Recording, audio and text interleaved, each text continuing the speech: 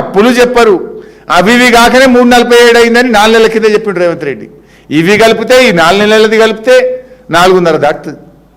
మీరు మా గురించి మాట్లాడతారు. 10 ఏళ్లలో మాకు కరోనా వచ్చింది. ఇన్ఫ్యాక్ట్ మా 4,17,000 కోట్లలో మీకు ఇంకా నేను చాలా సర్ప్రైజింగ్ విషయాలు చెప్పాల్సి ఉంటాయి. డీటెయిల్స్ ఎక్కువైతే అని చెప్పట్లేదు. కేంద్ర ప్రభుత్వం మాకు ఫైనాన్స్ కమిషన్ డబ్బులు ఇవ్వాల్సి ఉండే. ఏం చేసింది కేంద్ర ప్రభుత్వం? కరోనా వచ్చింది, మా దగ్గర పైసలు లేవు, మీరు అదనంగా అప్పు తెచ్చుకోండి అని పర్మిషన్ ఇచ్చిండ్రు. ఆ అప్పు కూడా ఇళ్ళనే ఉన్నది.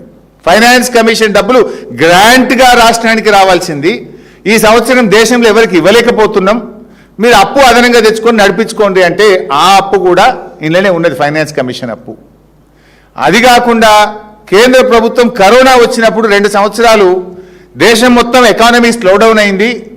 జనరల్గా రాష్ట్రాలకు ప్రతి సంవత్సరం ఉండే అప్పు మీ జిఎస్డిపి మీద 3.5, కరోనా వల్ల ఒక 1% పెంచుతున్నాం, తీసుకోండి మందులకు కానీ కరోనా కోసం కానీ మీరు ఇన్వెస్ట్మెంట్స్ ఖర్చు పెంచండి ప్రజలదని 2 సంవత్సరాలు 1% కేంద్ర ప్రభుత్వం అదనపు అప్పు తీపిచ్చింది. అది కూడా ఇంట్లోనే ఉన్నది. ఉదయ్ స్కీమ్, దేశం మొత్తం ఉదయ్ స్కీమ్ తెచ్చి డిస్కామ్ల అప్పులు రాష్ట్ర ప్రభుత్వమే భరించాలని అదొక 11,000 కోట్ల రూపాయలు కేంద్రం బలవంతంగా మన మీద రుద్దిన 11,000 కూడా ఈ 4-17లో ఉంది. ఈ 4-17లో ఉదయ్ స్కీమ్ కింద కేంద్ర ప్రభుత్వం డిస్కామ్ల అప్పు రాష్ట్రాల మీద వేసిన 11,000 ఉంది. ఫైనాన్స్ కమిషన్ది గ్రాంట్గా ఇవ్వాల్సింది ఇవ్వలేకపోతున్నాం, మీరే అప్పు తెచ్చుకొని నడిపించుకోండి అన్న 5-6 కోట్లనే ఉన్నది. కరోనా వల్ల 1% అదనంగా పెంచిన అప్పు ఇంట్లోనే ఉన్నది. ఇంకోటి జిఎస్టీ పైసలు కూడా మనం జిఎస్టీలో చేద్దాం కదా. ఒకవేళ మీ ఆదాయం ఇంతకంటే తగ్గితే కేంద్రం మనకి ఇవ్వాలి. అది కూడా డబ్బులు లేవని కేంద్రం ఏం చేసింది? 2 సంవత్సరాలు ఈ జిఎస్టీలో మీకు డబ్బులు వస్తలేవు, ఈసారి మాకు టైట్ ఉన్నది, మీ పైసలు అప్పు తెచ్చుకోండి, తర్వాత ఎప్పుడైనా రియంబర్స్ చేస్తామన్నారు. ఆ అప్పు కూడా ఇలానే ఉన్నది. జిఎస్టీ అప్పు, ఫైనాన్స్ కమిషన్ అప్పు, కరోనా అప్పు, ఉదయ్ స్కీమ్ అప్పు, ఇన్ని కలిపితే కూడా 4-17. ఒక ప్రత్యేక పరిస్థితులు. కరోనా ఇస్ ఏ ప్రత్యేక పరిస్థితి, ఉదయ్ స్కీమ్ ఒక ప్రత్యేకమైన పరిస్థితి, ఫైనాన్స్ కమిషన్ ఒక ప్రత్యేకమైన పరిస్థితి, జిఎస్టీ ఒక కొత్త స్కీమ్ ప్రత్యేకమైన పరిస్థితి. ఇన్ని కలిపితే Uday, GST, corona, finance commission, ఇన్ని కేంద్ర ప్రభుత్వం మన మెడ మీద కత్తిపెట్టి అదనంగా అప్పులు తీసుకునే పరిస్థితి కల్పిస్తే కూడా, అన్నీ కలిపితే కూడా 4-17 మాత్రమే. ఈ 4-17లో ఎఫ్ఆర్బిఎం అప్పు, కాళేశ్వరం అప్పు, సీతారామ అప్పు, మిషన్ భగీరథ అప్పు, పాలమూరు రంగారెడ్డి మీద చేసింది కూడా కలిపి, ఇన్ని కేంద్ర ప్రభుత్వం కలిపి 4-17. మీకేమున్నాయి? ఇప్పుడేం కరోనా వచ్చిందా? మీకేమైనా కేంద్ర ప్రభుత్వం మెడ మీద కత్తిపెట్టి కొత్తగా ఏమైనా ఇచ్చిందా? మీకు ఏమిచ్చింది? మీకు మేము కనీసం 4-17 చేస్తే కూడా మేము 4,17,000 కోట్లలో ఇలా ఎంత ఆస్తి?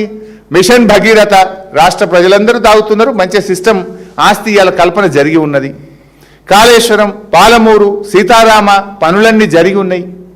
దేవాదుల, సమ్మక్క సాగర్, భక్తరామదాసు, అదేవిధంగా దేవాలయాలు, రైతు బంధుకు 72,000 కోట్లు, రైతు బీమాకు 7,000 కోట్లు, రుణమాఫీ 29,000 కోట్లు, ఉచిత కరెంటు 61,000 కోట్లు, గొర్రెల పంపిణీ 5,000 కోట్లు, ఆసరా పెన్షన్ 61,000 కోట్లు, 33 మెడికల్ కాలేజీలు, కలెక్టరేట్లు, అద్భుతమైనటువంటి సెక్రటరేటు, ఇట్లా మేము ఎన్నో ఆస్తుల కల్పన చేసినాం. పోలీస్ కమాండ్ కంట్రోల్ రూము, ఇవన్నీ మేము చేసినాం.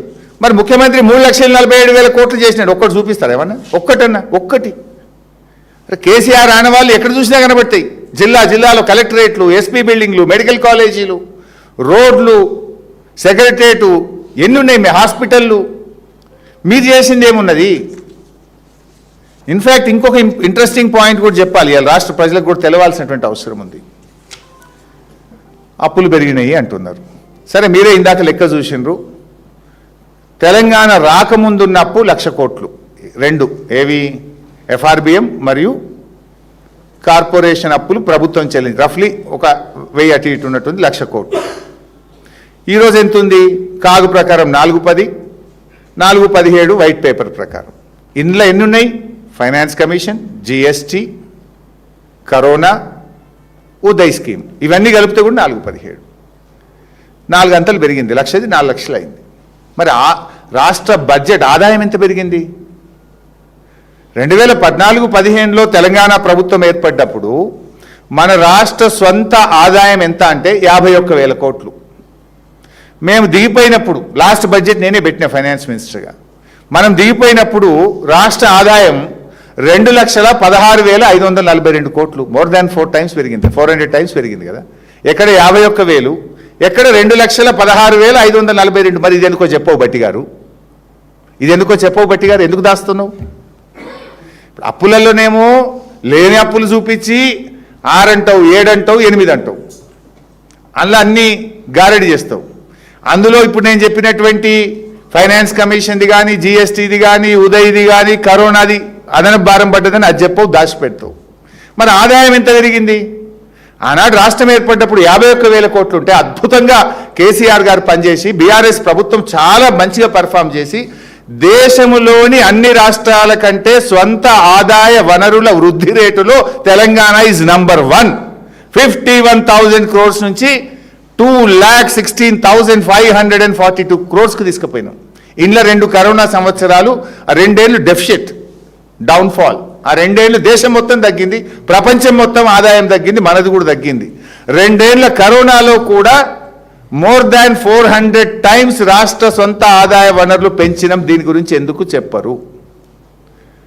51,000 నుంచి 2,16,000 కోట్లకు పెంచినాం కదా, దీన్ని ఎందుకు దాస్తావు? జిఎస్డిపి రాష్ట్రం వచ్చినప్పుడు 4,74,000 కోట్లు ఉండే, మేము దిగిపోయేటప్పుడు 14.5 లక్షల కోట్లకు జిఎస్డిపి అంటే రాష్ట్రం యొక్క స్థూల ఉత్పత్తి పెంచినాం. దాని గురించి ఎందుకు మాట్లాడరు? పర్ క్యాపిటల్ ఇన్కమ్ రాష్ట్రం ఏర్పడ్డప్పుడు 1,24,000 ఉంటే మేము దిగిపోయేటప్పుడు దేశంలోనే నంబర్ 1 స్టేట్గా 3,47,000 రూపాయలకు పర్ క్యాపిటల్ ఇన్కమ్ పెరిగింది. ఇది రాష్ట్రం సాధించిన విజయం కాదా? జిఎస్డిపి కానీ, పర్ క్యాపిటల్ ఇన్కమ్ కానీ, సొంత ఆదాయ వనరుల వృద్ధి కానీ, ఆస్తుల కల్పన కానీ ఇవేవి నీకు పట్టవి? ఇవన్నీ ఎవరు చేసిండ్రు? Why are you hiding all this?